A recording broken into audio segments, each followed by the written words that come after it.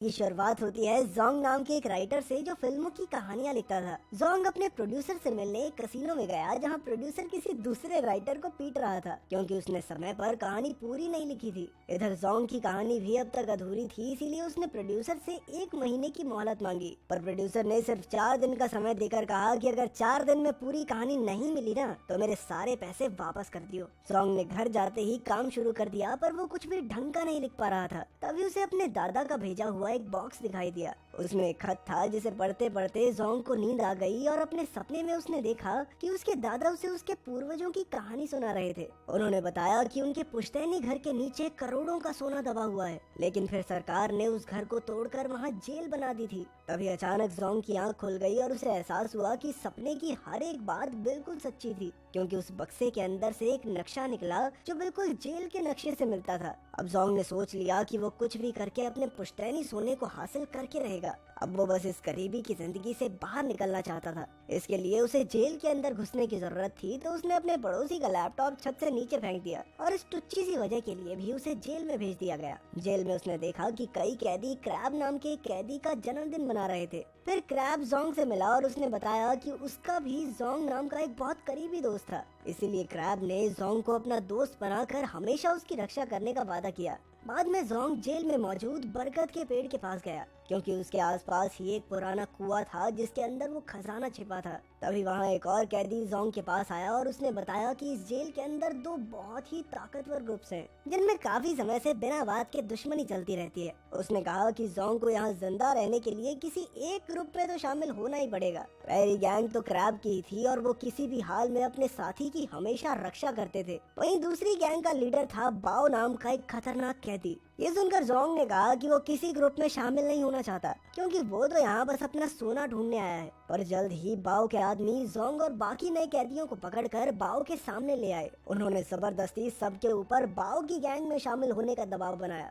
और मजबूरन जोंग को भी राजी होना पड़ा। अब बाओ की गैंग में शामिल होने के लिए कैदियों को बाओ की थूकी हुई चाय पीनी पड़ती थी। जब जोंग की चाय पीने की बारी आई तो अचानक क्रैब और उसके आदमी जोंग को बचाने आ गए। क्रैब ने कहा कि जोंग मेरे कमरे में रहता है, इसीलिए वो मेरी गैंग का हिस्सा हुआ। ये देखकर बाओ गुस्से से तिलमिला उठा और उसने जोंग की जिंदगी बर्बाद करने का फैसला कर लिया। फिर अगले दिन बाओ ने जबरदस्ती जोंग को कॉकरोचेस वाला दलिया खाने पर मजबूर किया, पर ये सब क्रैब ने देख लिया और अचानक दोनों गैंग्स के बीच जबरदस्त लड़ाई शुरू हो गई। खैर अगले दिन जोंग को साफ सफाई का काम मिला और मौके का फायदा उठाकर उसने पुराना कुआं खोजने की कोशिश की, जिसके आसपास खजाना छिपा हुआ था, लेकिन बहुत कोशिशों के बाद भी वो नाकामयाब रहा। अब सुरंग खोजते खोजते वो लाइब्रेरी तक आ पहुंचा, पर बदकिस्मती से बाओ भी यहाँ था और उसके आदमियों ने जोंग को बुरी तरह पीटा। फिर शाम को क्रैब ने बाओ से पूछा कि जोंग की ड्यूटी खत्म होने के बाद भी वो अपने कमरे में क्यों नहीं लौटा था। क्रैब को शक था कि बाओ ने जोंग को नुकसान पहुंचाया होगा।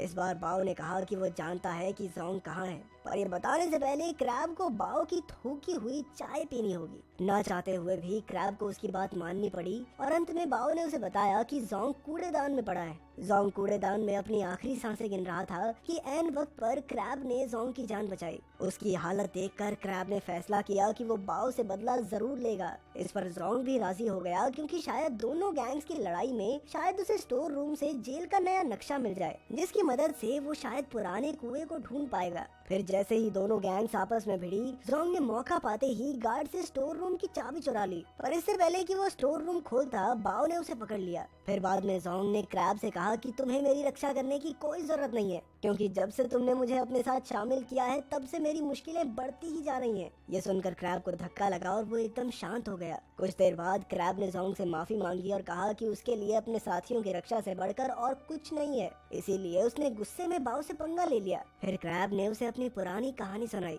कई साल पहले उसका जोंग नाम का एक दोस्त हुआ करता था, जिसने क्रैब को गैंगस्टर्स से बचाने के लिए अपनी जान की कुर्बानी दे दी थी। उस दिन क्रैब ने अपने साथियों की रक्षा करने की कसम खा ली थी। ये सब सुनकर जोंग को भी बुरा लगा और आखिरकार उसने क्रैब को जेल में आने का अपना असली मकसद बताया। वो जेल की बेसमेंट में छिपा अपना सोना लेकर यहाँ से भागना चाहता था। ये सुनकर क्रैब ने सोना ढूंढने में जोंग की मदद करने का फैसला किया। और उसने ये भी कहा कि उसे सोने का कोई हिस्सा नहीं चाहिए। अब प्लान के मुताबिक जोंग ने स्टोर रूम के गार्ड की गर्दन पर केमिकल छिड़क दिया जिससे उसे एलर्जी हो जाए। इसी वजह से उसे तुरंत मेडिकल रूम ले जाया गया। मौका देखकर जोंग ने उसकी यूनिफॉर्म चुरा लिया और गार्ड का भेस बनाकर स्टोर रूम में घुस गया। वहाँ उसे जेल का नया नक्शा मिला जिसके मुताबिक पुराना कुआं लॉन्ड्री रूम में था।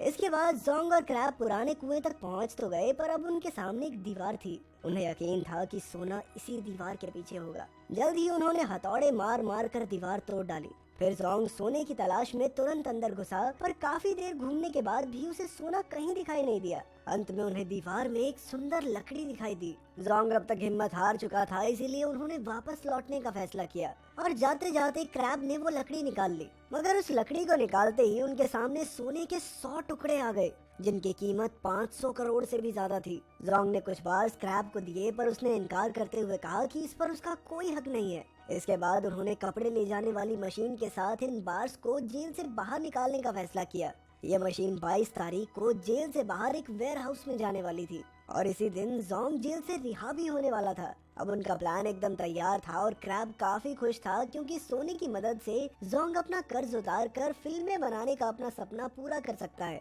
क्रैब का साफ दिल देखकर जोंग ने बाहर जाकर उसके साथ एक रेस्टोरेंट खोलने का वादा किया, पर अगले दिन बाओ और उसकी गैंग ने जोंग और क्रैब पर हमला कर दिया और भयानक लड़ाई शुरू हो गई। इसी बीच जोंग के छिपाए हुए सोने के टुकड़े बाओ के हाथ लग गए, पर तभी अचानक गार्ड्स वहां आ गए, लेकिन इससे पहले ही उन्होंने सोना छुपा दिया। अब जोंग सोने के बारे में सोच रहा था कि बाओ ने गार्ड्स को झूठी कहानी सुनाकर कहा कि जोंग का पैर फिसल गया था, इसीलिए वो तो जोंग की मदद करने आया है। इस पर जोंग ने भी उसकी हाँ में हाँ मिला दी और ये देखकर क्रैब को एहसास हुआ कि जोंग के लिए सोने से बढ़कर और कुछ नहीं है। इस बात का क्रैब को बहुत बुरा लगा और उसने मन ही मन जोंग से दोस्ती तोड़ दी। कुछ समय बाद क्रैब को खबर मिली कि उसकी बेटी की हालत बहुत खराब है और वो हॉस्पिटल में है। ये सुनकर वो जोंग से मिलने गया। उस वक्त जोंग और बाओ सोना लेकर जेल से भागने का प्लान बना रहे थे। अब क्रैब ने भी उनके प्लान में शामिल होने की इच्छा जाहिर की, पर उसे सोना नहीं चाहिए था, बल्कि उसे तो जेल से जल्द भागना था। वो बस अपनी बेटी के पास जाना चाहता था।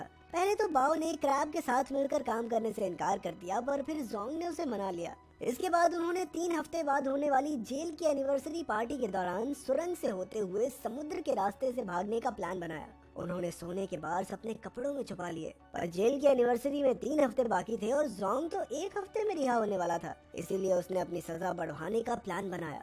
इसके बाद जोंग, क्रैब और बाओ ने जानबूझकर आपस में लड़ाई करके हंगामा कर दिया। जल्द ही गार्ड्स ने वहां आकर सबको अपने अपने कमरे में भेज दिया। अब लड़ाई में शामिल होने के कारण जोंग की सजा बढ़ा दी गई। जल्द ही पार्टी का दिन आ गया और उन्होंने क्लोरीन गैस के गुब्बारे फुलाए ताकि उनमें आग लगाकर वो अपने प्लान को अंजाम दे सके। जब हेड गार्ड भाषण दे रहा था तो अचानक गुब्बारों में धमाका हो गया और इसी मौके का फायदा उठाकर जोंग, क्रैब और बाओ सुरंग के रास्ते से निकल पड़े। पर रास्ते में जोंग को चोट लग गई तो क्रैब ने प्लास्टिक से उसके घाव को बंद किया।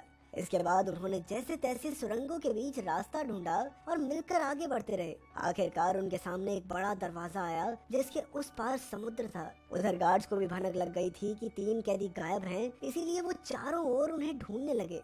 इधर उन तीनों ने अपने बनाए बॉम्ब से धमाका करके दरवाजे को उड़ा दिया और समुद्र में कूदकर भागने को तैयार हो गए।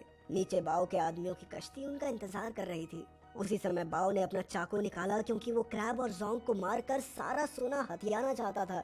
बाओ ने क्रैब पर वार किया, पर जोंग बीच में आ गया और फिर तीनों में लड़ाई शुरू हो गई। अंत में जोंग ने बाओ से कहा कि तुम सारा सोना ले जाओ मगर हमें जिंदा छोड़ दो, मगर बाओ क्रैब को समुद्र में फेंकना चाहता था। उसने क्रैब को धक्का दे दिया, पर खुशकिस्मती से क्रैब ने एक रस्सी पकड़ ली जिसका दूसरा हिस्सा जोंग ने पकड़ा हुआ था। अब बाओ दोनों की मजबूरी पर हंस रहा था, पर अचानक मौका पाकर क्रैब ने बाओ को ही समुद्र में फेंक दिया। फिर जोंग ने पूरे जी जान से क्रैब को ऊपर खींचने की कोशिश की और तब उसे एहसास होता है कि क्रैब ने शुरुआत से लेकर अब तक एक सच्चे दोस्त की तरह हमेशा उसका साथ दिया था। आखिरकार उसकी कोशिश कामयाब रही और उसने क्रैब को ऊपर खींच ही लिया। तभी उन्हें ढूंढते हुए गार्ड्स भी वहां पहुंचे। उन्हें देखते ही जोंग और क्रैब ने खुद को उनके हवाले कर दिया। फिर कुछ दिन बाद क्रैब को खबर मिली कि उसकी बेटी की सर्जरी कामयाब रही और अब वो बिल्कुल ठीक है। जल्द ही उसे गार्ड्स के साथ अपनी बेटी से मिलने की इजाजत भी मिल गई। इधर जोंग को पता चला कि जो सोना समुद्र में गिरकर खो गया था वो मिल गया है और अब जोंग ही उसका सच्चा हकदार है। आखिरकार जोंग का करोड़पति बनने का सपना पूरा हो गया और अब वो क्रैब के साथ मिलकर एक रेस्टोरेंट खोलेगा। भले ही सोने को ढूंढने के लिए उसे इतनी मुश्किलों का सामना करना पड़ा हो, पर इसी कारण उसे क्रैब के रूप में